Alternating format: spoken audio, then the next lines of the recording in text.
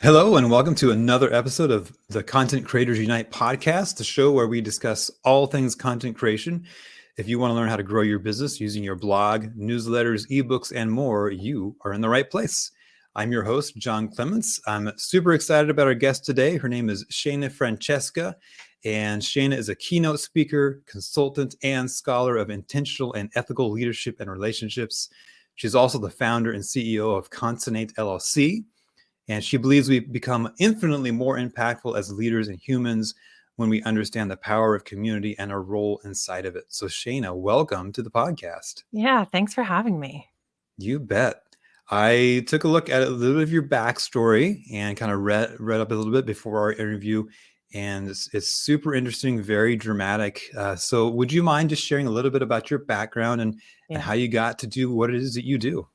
Yeah, absolutely. So I grew up in an abusive household and an evangelical Christian cult. So very high control environments. In those environments where people want to have the ultimate control over you, curiosity is not allowed. Also, true connection between people is not allowed, right? Because when we can connect with one another and when we get curious about one another, we connect with one another and we learn about each other's lived experience and we understand the ways in which we're being harmed by the environment that we're in. And so there's lots of controls on everything, what you're allowed to talk about, so on and so forth. And so as much as it pretended it was community, it was not. And I felt like I couldn't be myself, like I didn't even know who I was, like I wasn't allowed to know, like I might never discover. It's kind of this constant out of body experience. You're always having to dissociate in order to survive. And so when I left those environments at 26, because I couldn't do it anymore. I just needed to be inside of my own body. I just needed to feel like I was sane. like the questions I was asking made sense. I needed to stop being gaslit. When I left at 26, I immediately sought out community. I immediately went into the salsa dancing community. I, did all of these things that helped me to get present inside of my own body. And then it kind of kicked off this whole discovery for myself of like, okay, wait a second. I had no healthy models for relationship. I'm now trying to form community around myself. And I think in some ways I'm succeeding, but in other ways I'm not succeeding. I can see that I'm toxic. I can see that I'm behaving in ways, and I can also see my behavior mirrored in other people's. And I'm like, oh, okay. So we need to know what relationship is. We also need to probably figure out what good leadership is.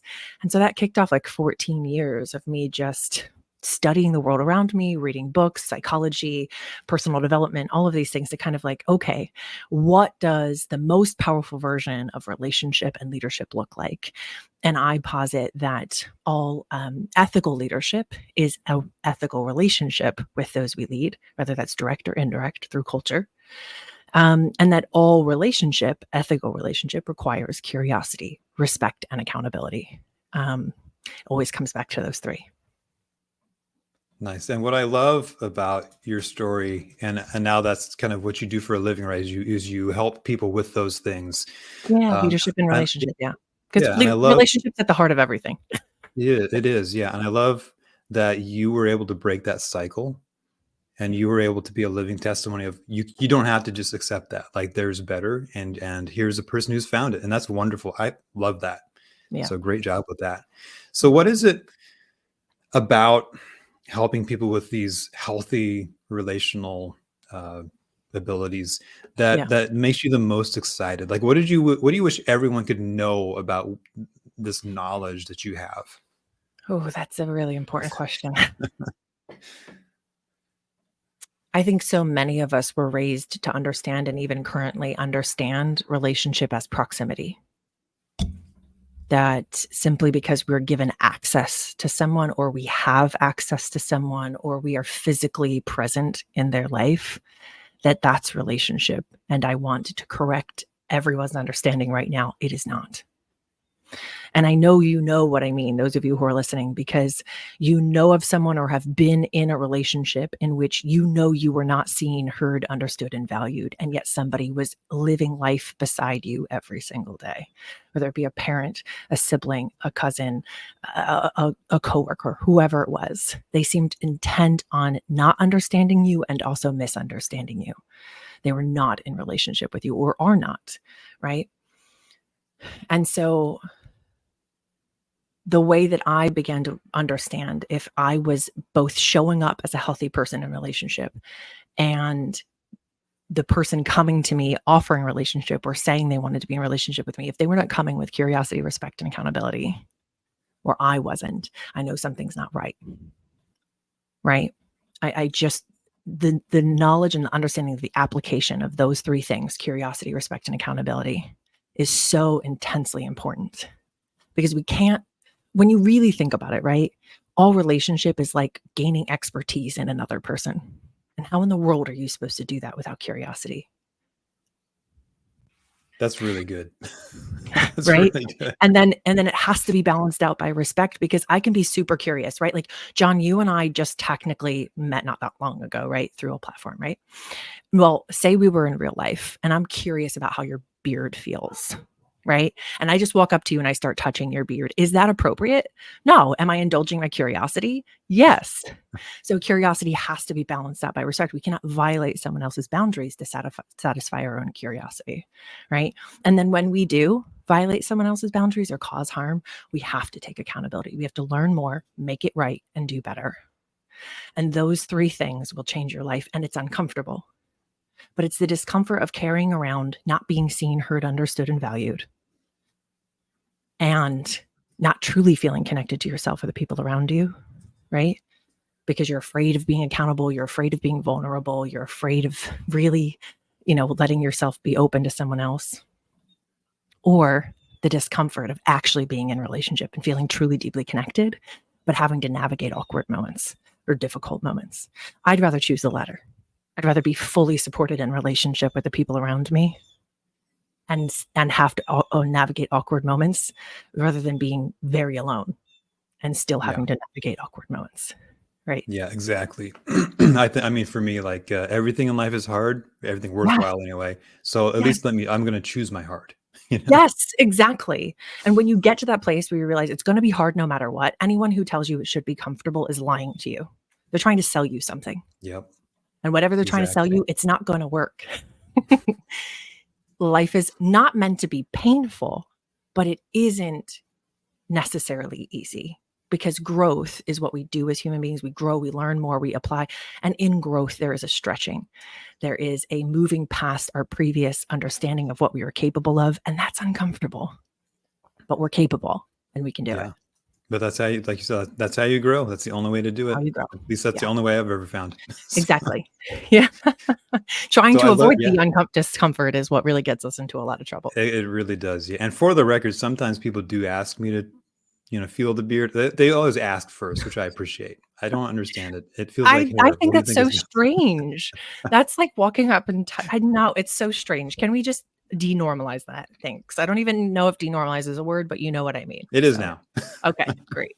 I will tell one funny story. Go I for it. did trim my beard back quite a bit a couple months ago, Mm. and I didn't think anything of it. But I tell you what, all my friends were like mad at me because I did this, and even my daughter was like, "You did what? Don't ever do that again." It's like, all right, cool. I guess I know, where I Well, stand. bodily autonomy. I'm going to do what I want with my own facial hair, Yeah, guys. I appreciate your yeah. I appreciate their care and input. concern. Yes. I appreciate that they're comfortable enough with me to tell me what they think. I take that Sure. as a compliment. Sure. So you have a very important message, Yeah. which I love, and so I'm so glad I'm able to give you at least a very small platform to kind of share that. But you also share that message through your written content. So, for Yeah. example, I think you mentioned you're going to maybe like restart a blog or start a new Yeah. blog. So tell Yes. me, what was the impetus behind that? So I have an email blast, right, that I send out every week. When I first started, by the way, like when you're getting started and sharing stories and connecting to an audience, building community, it's okay to start small. You kind of need to start small to feel your way through and figure out what in the world you're doing. So when I first had my email blast, it was like once a month. Now it's once a week. And I don't even really think, it's not like stressful anymore. But I realized that I wanted to be able to share more intimate stories with my audience. I realized they were looking for that. And also, I'm getting ready to start writing a book in December. And so I'm starting to collect these stories. And I'm like, some of them are going to make it into the book, right? But some of them are not. And that doesn't mean they're not valid stories, right? Because when you're writing a book, you really got to get laser focused on what the purpose, what do you want the impact of that to be? But there's still all these other stories in my life. And so I thought, I think it's time to like restart the blog. I think it's really time to be able to collect these stories and have them live somewhere, because there's so many. And my life has been so multifaceted. There's been so many lives that I have lived, right? Living in a high control religion, being a teenager, entering college, the whole story around what I decided to go for college and picking college and that whole experience. And then coming out of college, being, part of the Great Recession. And all of that, right? Reinventing myself, going into sales in the interior design world, and then, all these different lives, right, that I have lived. And I think so often people see the polished versions of us. They see the now version, and they don't realize how many versions there were before. Right?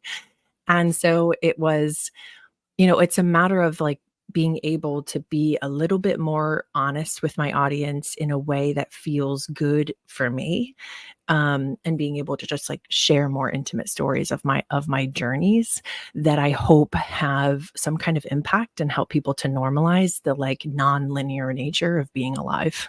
Hmm.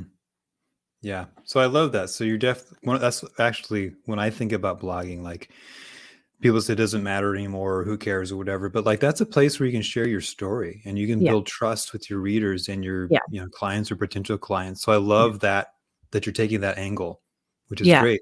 Yeah. And who knows if anybody will read it? I mean, who knows? But the goal is just to be for it to be able to be there. And I think there's a lot of people who are genuinely more interested in my story than I thought. And so it just kind of is a way to connect further with them and more consistently. Yeah. So that actually brings up another question I had, Sure. because you mentioned, oh, here's this blog. I'm going to excuse me, put my stories on it. And, I don't know if anyone's going to read it, or I don't know, how it's going to perform. So Yeah. then what, for you, like what would success look like for your blog? I kind of have this mantra for myself no matter what I'm doing. Because when I first started my email blast, I was like, I just kept asking myself, how do I want people to feel? Because Maya Angelou said it so beautifully. People don't remember what you say. They don't remember really what you do. They do remember how you make them feel. Right. And so I Yeah. kept asking myself, how do I want people to feel when they're interacting with my email blast? And I have really good metrics for my email blast. I get like 40% open rate. I typically have somewhere between an 11 and 19% click rate. Um, uh, and so like there's pretty big numbers, and those are for those of you who don't know, like across the board, generally it's like a 4% like click rate, or Yeah. 5% is Those are good, good right? numbers. I can They're verify really that. good numbers. Yeah. Yeah. And like open rates are usually somewhere in the 30s. And so I just kept asking myself the same question. So I'm asking myself that exact same question now. How do I want people to feel? What impact do I want to have through these stories? And even if one person reads them, what's the impact? Because if you focus on the metrics, you're you're definitely focusing on the wrong thing. Doesn't mean you're not going to have success, but it's probably not going to be long-term, long-lived, and you're not going to necessarily feel proud of it, right? But when Yeah. I'm authentic to myself and authentically connected to the impact I want to make in the world, the right people will find me. Right. And I've figured that out through my email blasts. And so now this blog just becomes an extension of that. How can I share more? Because, an email blast, that people are only reading the first few sentences here and there. Right. Um, they're not diving in. A blog somebody's entering into specifically because they're going to read it. They know reading is involved. So that becomes a very different thing. And it's not going to someone's inbox. They're having to seek it out. right? Nice. So it doesn't mean I'm not linking it in my email blast. It's just a very different thing. So ultimately, what I always come back to is impact. What stories do I want to tell and why specifically, right? Yeah, I love that. It's tying it into just, there's a human being on the other side of that screen and let's talk to them Yeah. instead of, like you said, looking Yeah. at metrics all the time.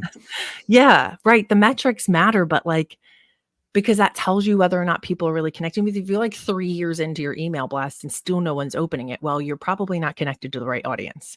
Doesn't mean that what you're doing is wrong.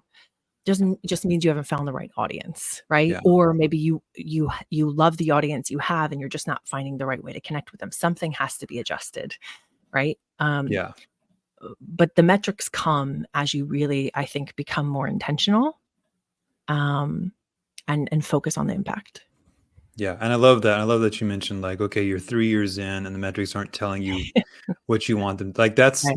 that's an important thing to look at. But you're exactly right. Like if you're just getting started or still trying to define your voice or your customer, Yeah. like I don't know that I have Worry metrics. about I it. look at them sometimes, but I don't Yeah. really worry about them. Yeah. No, every once in a while I check them and I'm like, oh, that one did really, really good, right? Okay, Yeah. let's tweak that one and let's use it a couple more times, or let's pay attention to maybe what people paid attention to in that, and so on and so forth. You want to pay attention, but like you don't want it to be the focus. Yeah. So for all of the people listening out here, I just want you to know this is what's called a healthy and mature way to look at your website metrics. So It that's takes a how you while. do At it. first, I think I was a little bit like over worried about it. I was like, people aren't paying attention, and I was like, all right, just Yeah. breathe, just breathe, right? And you know, you change and you grow and you learn, and also share those things with your audience. They want to know those things. Yeah. Don't share anything that you're not comfortable with sharing, but your audience does want to know you. They do care about you. They're paying attention more than you think they are. Absolutely. I mean, I'm always, looking for like inspiration, learning that one little Yeah. next step for my own journey. And if I can learn it Yeah. from you, then you're amazing, right? That's what I want Yeah. to know. So, Yeah. Yeah. And another thing, like when I first started, I think I was using like MailChimp or something, mhm. and people couldn't reply directly to it. Like, or they could reply, but it wouldn't come directly. Something about that. I don't know. They might have changed that. But now that my email blast is hooked up to my website, when people reply, it comes right to my inbox. They're literally replying to me. And so that also made a really big difference in being able to like connect with my audience, because I could literally put in the email blast, if you want to reply, say something, you have a comment, question, reply directly to this email. People absolutely do on a Oh, regular so basis. that's interesting. So if you don't mind me asking, Yeah. what tool are you using now to send those out? So I use Squarespace now. Okay. So Yeah. Squarespace Yeah. has that capacity built Yeah. into it? Oh, Yeah. wonderful. Yeah. Yeah. So I purchased my domain myself. I always Mhm. recommend that to people. I know that's not what we're focused on here, but buy your domain yourself so you can take it wherever you need to go rather Yep. easily. Um, and ultimately, like I just rebuilt my website like 3 months ago, because I had it on another platform and that platform wasn't really working out for me. I had it on Wix and it was like just too cumbersome. Um, and a friend of mine was like, recheck out Squarespace. And I was like, okay, great. And amazing. It's amazing. And it was kind of a seamless, you know, not on my end, but seamless for my Right. audience. Transition from one to the other. Rebuilding a website, even when you have all the copy and all of the imagery and everything, is not easy. What's hilarious is we're rebuilding our website right now. I mean, like Mm, literally my wife is working on it this second. this moment, yeah, Yeah, and we transferred from you're in the blue. GoDaddy because we Yeah, figured out that GoDaddy had severe limitations and wouldn't allow us to it do what we does. wanted to do. And I was Yeah, like, but it's my website. so right. It so does. Yeah, and I yeah. tried so many. Podia was another one I looked at. I like started building. I tested out GoDaddy, Podia, Squarespace, Kajabi. I already was on Wix, um, and I was like, Podia. Although I think they have amazing potential, they're just not there yet. Um, I can't wait till they do, because I think it's going to take off like gangbusters. Um, and GoDaddy was very limiting. As far as like even fonts and stuff, I was like, oh, okay, well, we're out. I'm out. And then Squarespace just kind of worked out. Nice. Yeah, because Kajabi also, by the way, like it costs twice as much as like a Squarespace does, but they only give you like 6 free templates to choose from, and there's very little unless you know code. There's very little ability to, quickly change things. I don't want to be coding a website. Yeah, me neither. That's not Just to what I quickly got build to it. discover. It's not my strength. I have friends who code. I'm like, I'm not learning it. No, I could, and I'd probably be very good at it, but I just want to fuss with the template, make it look unique, and keep it moving. You need to make sure you're like careful with your time when you're a business owner. Oh, exactly. Yeah. So you use Squarespace, I think, is that right? So do you use any other technology, scheduling tools, anything like that with your content? It's all connected to Squarespace. So okay, cool. Yeah. So they have Acuity scheduling, and that works for people to schedule appointments with me. And it also works for me to schedule email blasts. They have a bunch of different templates. You can create your own. You can use AI. I don't, because there's like a PSA to people. Every time you use an AI prompt, it's like dumping out a 16-ounce bottle of water and using a tremendous amount of electricity. So I try to be very, very careful about how often I engage with AI. It's like if I have no other reasonable option, right? So I'm certainly not going to use it to build an email blast, right? Especially when there's templates. Yeah. So they have Acuity scheduling. They have all these different templates, all different types. And what I also love, by the way, this is sounding like a Squarespace commercial, guys. I swear I'm not paid.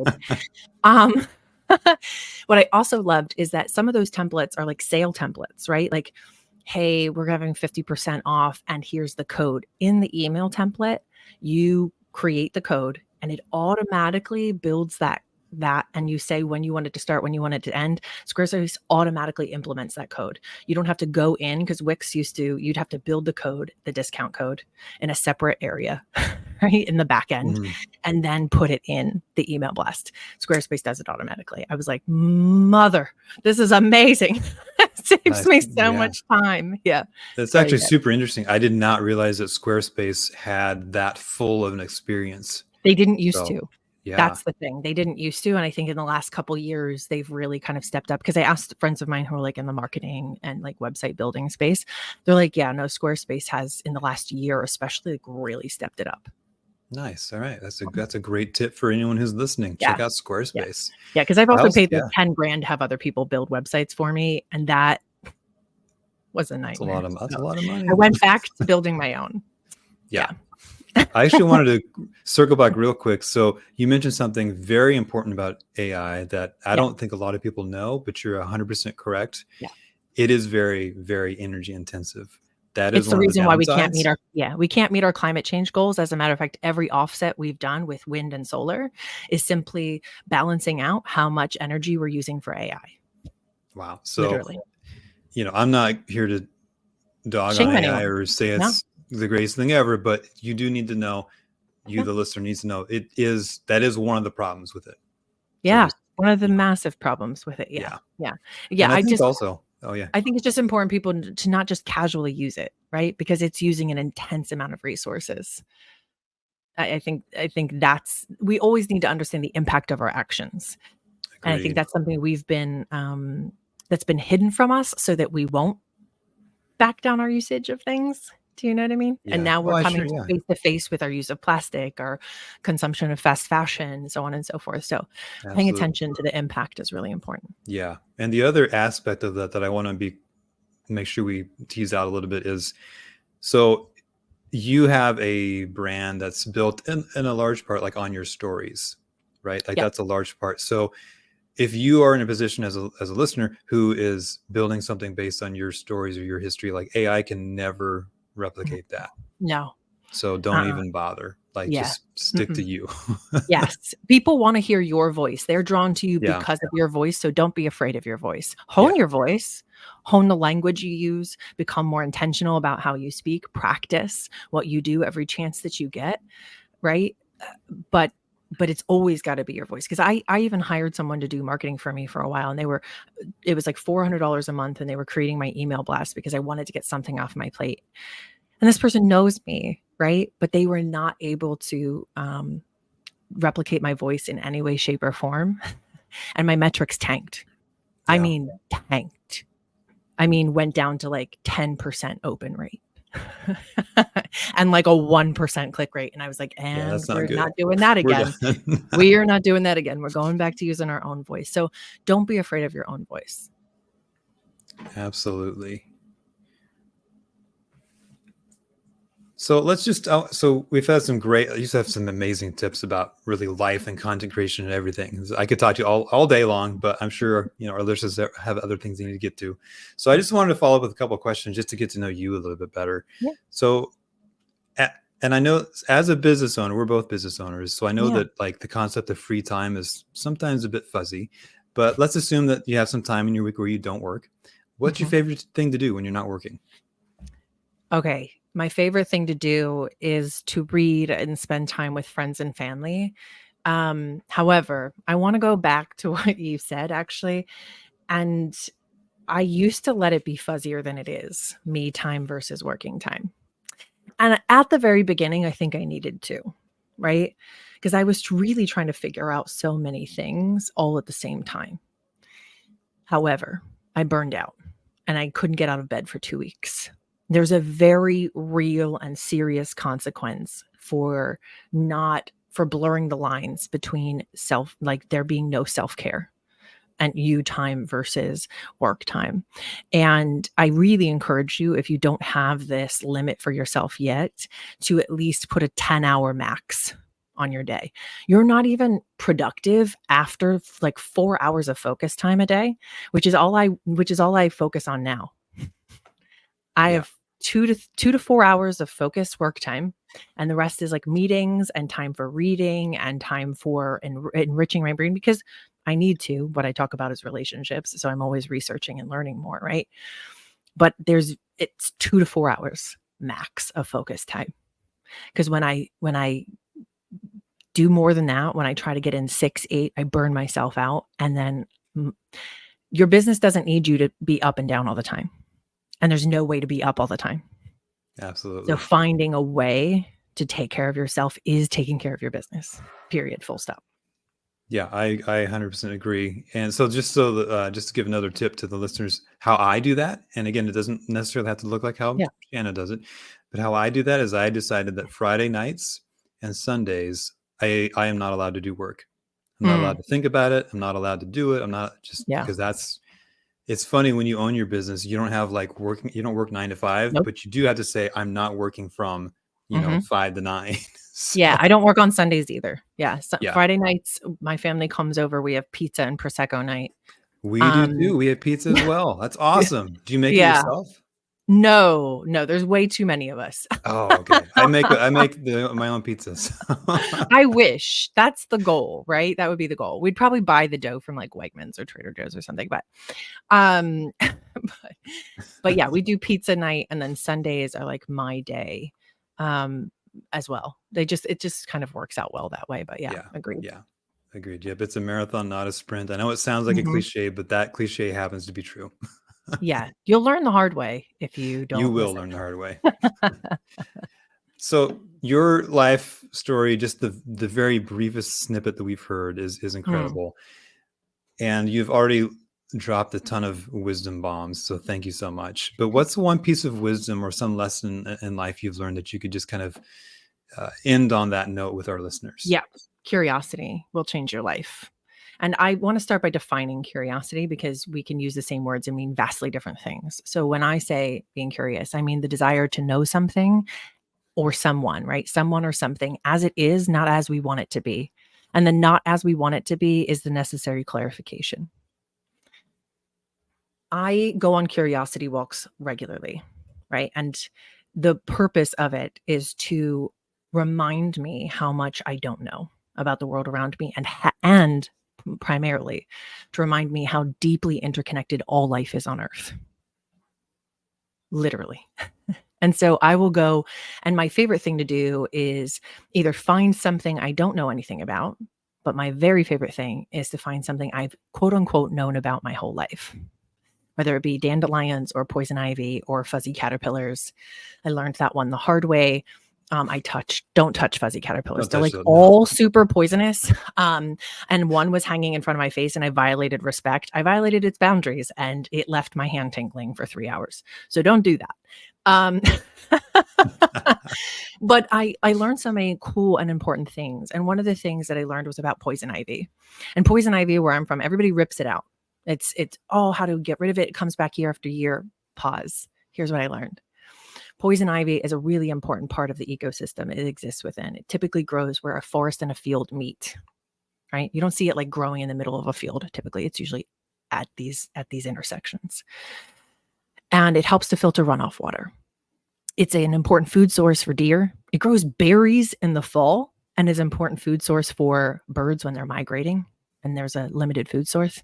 It's a habitat for amphibians, but it rubs humans the wrong way. But it doesn't seem to rub anything else the wrong way. It doesn't seem to affect the rest of the living world, just us. So us, by centering ourselves in the ecosystems we exist within, are tearing out something that has a tremendous amount of impact and importance that also affects us, because we're affected by birds and insects and amphibians. They're part of the ecosystems we exist within. They have necessary roles, right? And so the thing I try to remind myself as a business owner is, and talk with leaders about, is just because someone rubs you the wrong way does not mean that they do not have value, does not mean that they should be removed from your life or your organization, right? Excuse me. Now, we all have to agree that basic human rights should be extended to all people, and you don't want to hire or surround yourself with people who are actively trying to sabotage you or your business. But just because somebody tells you the things that you don't want to hear, right, doesn't mean that they're a bad or wrong person and they should be eliminated from your life. Love it. Great. Yeah. Shana, where can people learn more about you? Best place is my website. I'm sure it'll be tagged in the show notes. It's www.concinnate.world, not .com, .world. .com will take you to somewhere else. Funny enough, I didn't even expect .com to be taken, but it is. So you'll find me there. All my contact information is there. You can subscribe to my email blast, or you can just go to the contact page and send me an email. Wonderful. Yes, we will 100% have that information in the show notes. Shana, I could talk to you for hours, but we got to wrap it up. So I'm sorry, got to do it. But so if you're listening and you enjoyed our discussion today, be sure to subscribe, because these conversations are great and you're not going to want to miss them. And so with that, have a great day, and we'll see you guys next time on the Content Creators Unite podcast.